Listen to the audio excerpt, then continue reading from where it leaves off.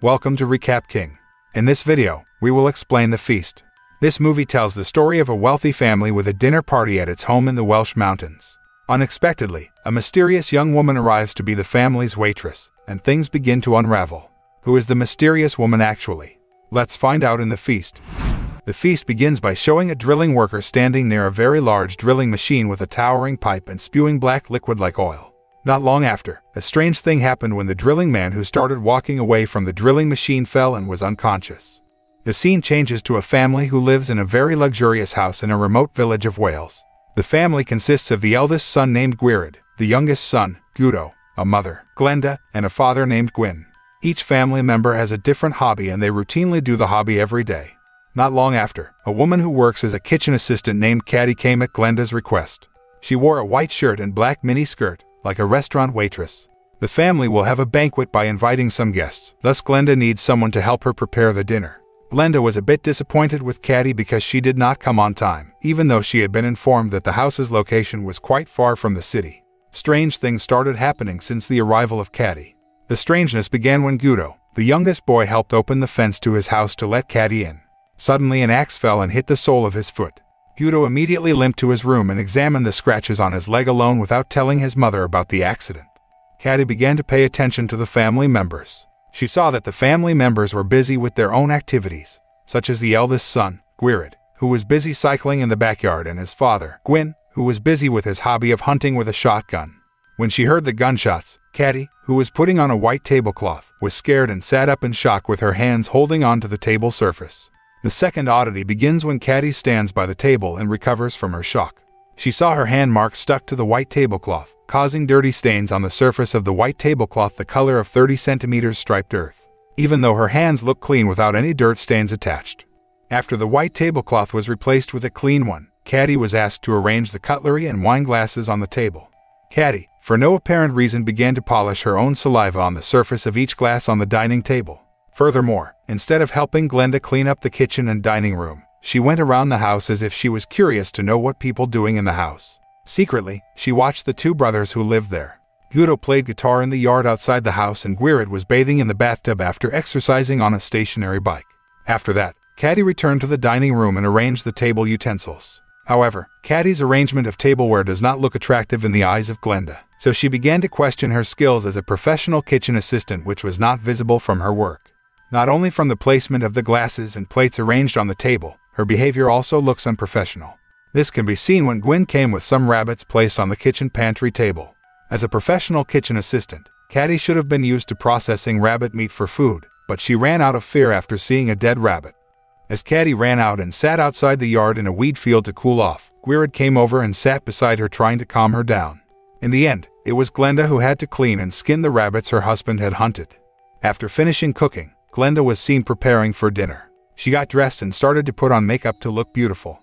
The dinner was quite an important occasion where the upcoming guests were a big boss and a local resident to talk about a mining business located in the countryside. By chance, Gudo met Caddy in another room and invited her to chat alone outside the house. While walking outside the house, Gudo told her about the wound on his leg that was hit by the axe this morning. He felt his leg needed to be treated. Therefore, he needed some medicine to heal his wound without his parents knowing. Hearing Gudo's story, Caddy took the initiative to look for mushrooms in the middle of the forest, which she believed could speed up the healing of scratches. Gudo then followed Caddy walking into the middle of the forest to look for the mushroom. However, Gudo was a little suspicious because when he walked into the forest, Caddy already knew the area where the forest was and immediately knew where the mushroom she was looking for. Meanwhile, this is the first time Gudo has entered a forest area in this remote village. They then picked some mushrooms. In the afternoon, the long-awaited guest arrived for dinner. The first guest who came was a rich man named Euros, who came by driving a black luxury car. He didn't seem to care if one of his car's headlight broke.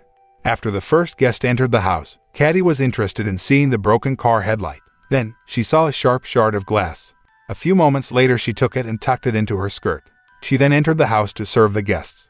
It turns out that Euros has been working with this rich family for a long time in exploring the land on a large scale. They buy land in the countryside to be made into a new city. While waiting for dinner to be prepared, Euros and Gwyn talked about their business. Euros informs Gwyn that one of the historic plots called the Dries has been purchased by his company. In fact, the land of the Dries is believed to be a sacred area and has provided many benefits and income for the locals. but somehow Euros and Gwyn were still determined to buy the land by force. After nightfall, the second guest arrived. The guest was a middle-aged woman with blonde hair with a short haircut named Mare. When Mare got down and walked towards the house door, she was greeted by Glenda and Gwyn. When her car headed to their luxury house, Mare said she saw a car fall in the lake, but it is not known who the car belongs to. The police had come to investigate the accident. Mare's arrival at the dinner turned out to be to talk about her property which Euros and Gwyn would buy. Dinner began where Caddy had prepared the dinner by placing the banquet on the dining table. Each of the invited guests and Gwyn's family had a share of the dinner served by Caddy.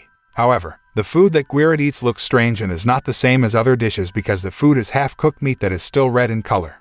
Turns out Gwyneth is on a healthy diet. This made Guido unable to stand being at the same table with him and preferred to go to his room while trying to heal his leg wound, which was getting worse.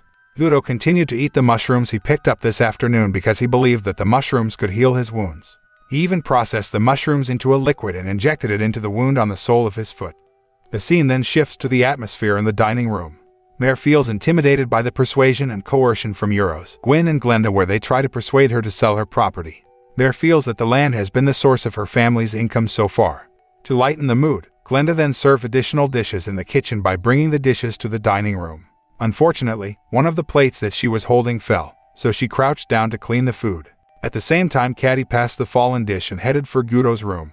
Glenda saw the traces of Caddy's footprints visible along the kitchen floor. Surprisingly, Caddy's feet and shoes looked clean.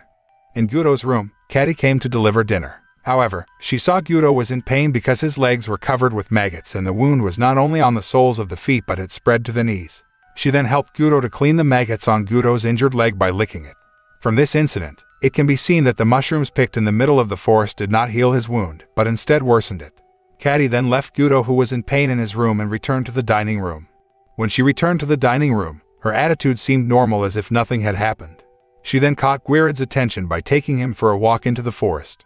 Meanwhile, Glenda was still persuading Mare to sell her land to Euros in the dining room.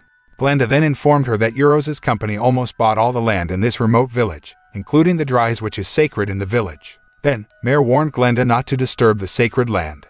Mare then immediately asked permission to leave because she did not want anything strange to happen to her.